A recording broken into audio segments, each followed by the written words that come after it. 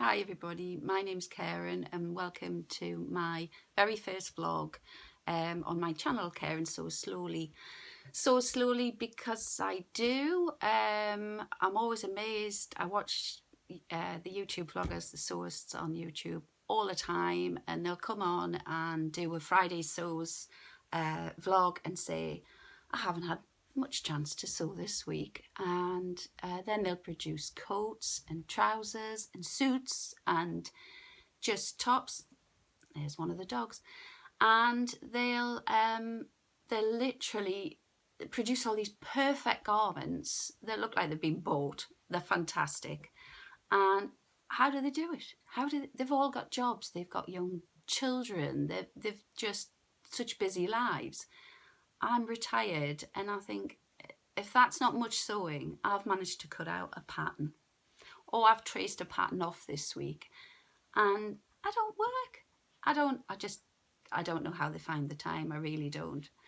I have sewed quite a bit. I've been sewing. I bought my machine 5 years ago, and I've made quite a few things, as you can probably see. And I'll talk a little bit about them in a moment. I don't want to bore you senseless with details of sizes and every single thing that I've made. But what I do tend to do is I tend to make a lot of mistakes, which is what I thought was missing from the sewing community on YouTube. Everybody produces perfect garments.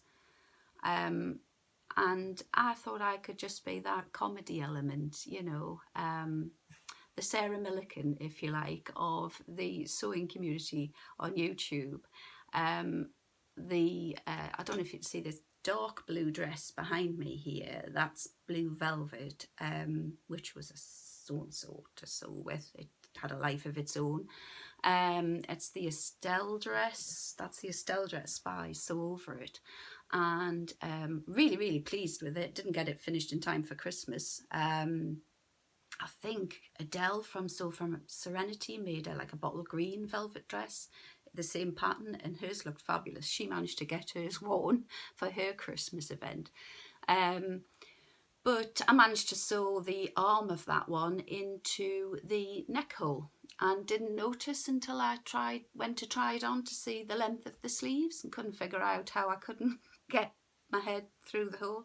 Anyway, that's the sort of thing I do. I've just made this sort of beigey coloured blouse here. I did it because I've never made a collar with a collar stand before, and I'm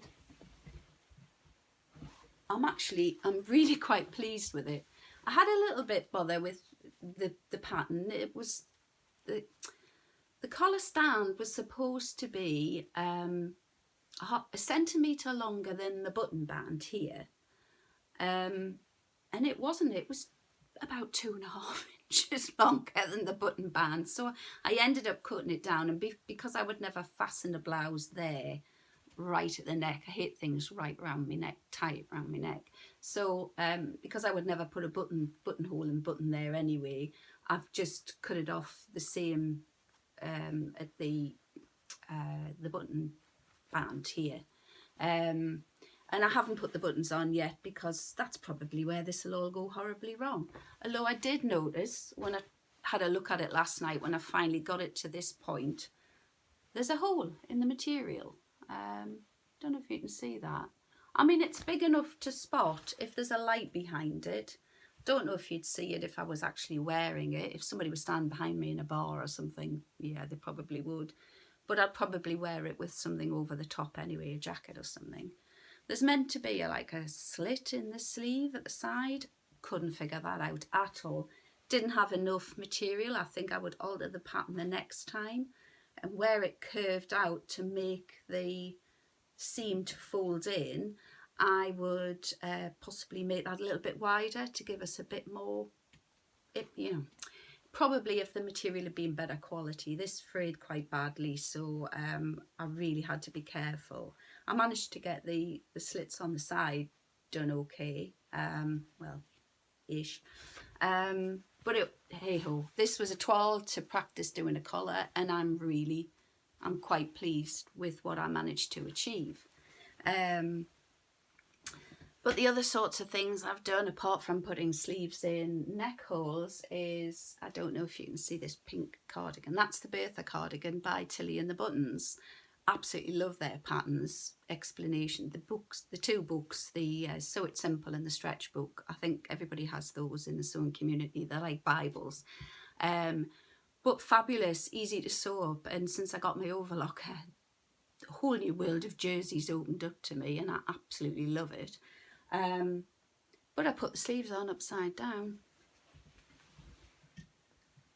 And again, didn't notice till I tried it on. In fact, didn't even notice then. I noticed when I put it on my mannequin. And yeah. So unfortunately it's rainbows. It is a directional print. My first blooper with directional print, I have to say. But these sleeves are, they're quite big. They're quite a big bit of the pattern. And then I was explaining to somebody the mistake I'd made when it was standing on the mannequin, because I saw at the end of my kitchen. So the mannequin was at the end of my kitchen. And I was explaining what I'd done, and then I noticed the cuffs. And that cuff's the right way, and that cuff's the wrong way. So that was a monumental fail, massive, massive blooper. However, I would still wear it as a cardigan in the house or whatever. So, but I really enjoyed making it. I could see myself making another one. Maybe it's not with a directional print this time, and then it wouldn't matter so much if I'd made a mistake. The other things that are on that thing, that's a Simplicity Mimi G style. That's Simplicity K8830. Loved that. I made that as a toile, wearable toile, to practice putting buttons in. I'd never done buttons on my machine. Like I say, had the machine for 5 years, but never actually put a button in. And I really, really like it, except I don't like pockets and the pocket flaps and the buttons on the chest, because you have pocket boobs. And yeah, I don't like that look, never have.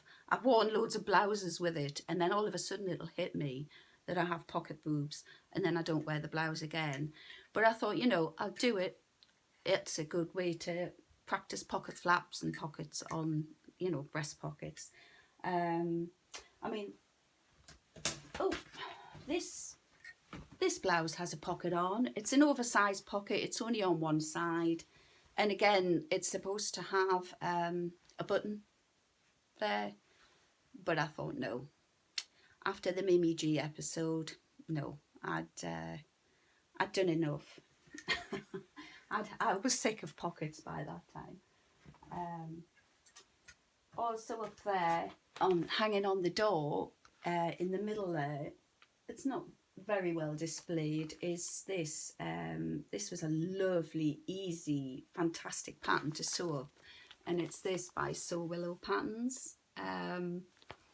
It's called the Scylla jumpsuit. You're supposed to be able to do yoga in it. I mean, it shows the woman there with her yoga mat ready to go to yoga. Can't say I've tried that yet, but it is a lovely jumpsuit. And I made it at the end of the summer, so I haven't really worn it around the house. My thyroid does not work, and I am freezing all the time. So when people make these lovely floaty dresses and say, oh, I'll wear them with thick tights and boots, no, I'm afraid I would need thermals, tracksuit bottom, boots, yeah, probably a pair of gloves and everything as well. I'm just not good with the cold, basically.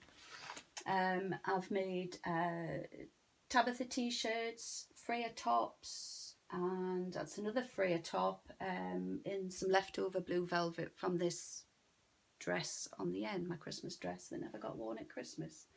And on the other end of that are two Zadie jumpsuits, which are, I think everybody's made a Zadie jumpsuit by Paper Theory. They're absolutely fantastic and I love them to bits. There's two there and I will show you them.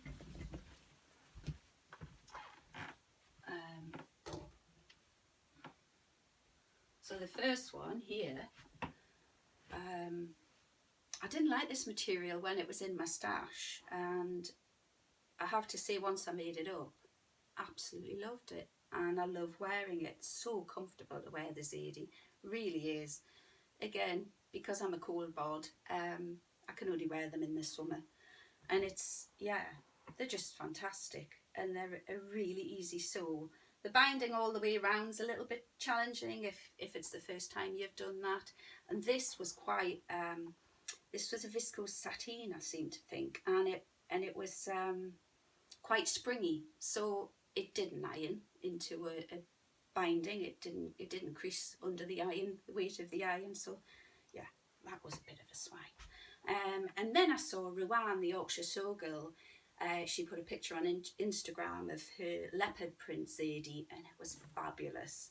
And I just ordered this leopard print, so I thought, yeah, I'm going to make another Zadie, which was fine. And so I've made this one as well, so hope you don't mind me copying, Rowan, but I just loved yours so much. But that is a definite favourite, and I will definitely be making more of them. And that's about it at the moment. Little bit about myself. Probably noticed I'm a Geordie from Newcastle, and yeah, I don't think there's, I know we've got the Northern Soul Sisters, which are Ruan, Rachel and Tamlin, but there's Tamlin, and there's from Sewn on the Tyne, and then there's Alison, which is she's so like Dottie, and I watch those girls all the time. They're my absolute idols. I think I'd be starstruck if I bumped into any of them. But I thought, yeah, we need another Geordie on.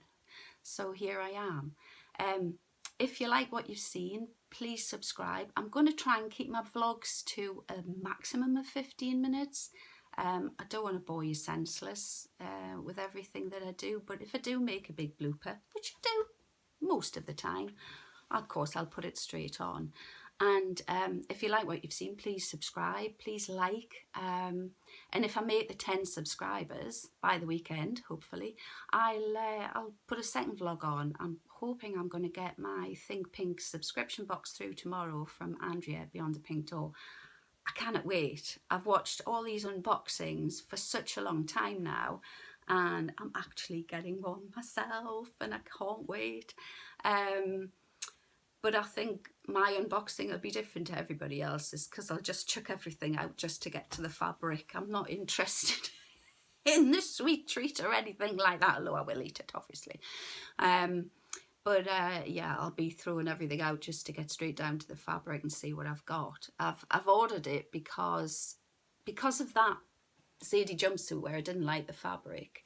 It just shows that I look at fabric and I think, oh, I like it because I like the colour of it or whatever. I don't think about what sort of material it is, what it would look good as. I'm terrible at matching patterns to materials and thinking that would look good as a Marni blouse or whatever. I have absolutely no clue, and I'll just pick up a material and think, oh, we'll try it, we'll see what it does, and yeah, it's usually a disaster. But I'm hopefully, if I get the subscription boxes now, it'll challenge me and it'll give me materials I've never thought of buying before, patterns I wouldn't normally go for. That's the reason that I've done that. So hopefully the next vlog will be an unboxing, and if you like, if you like what you see, just please subscribe, give me a like, give me a thumbs up, and comment below if there's anything that you are thinking about making and you want to know if I made it and made a mess of it, and I can give you pointers where to avoid making a mess. I'm sure nobody's going to make a mess like I do. Then please comment below. I'd love to hear from everybody. I just want to be part of this big sewing community. The people are so nice on here, and I'll hopefully see you again soon.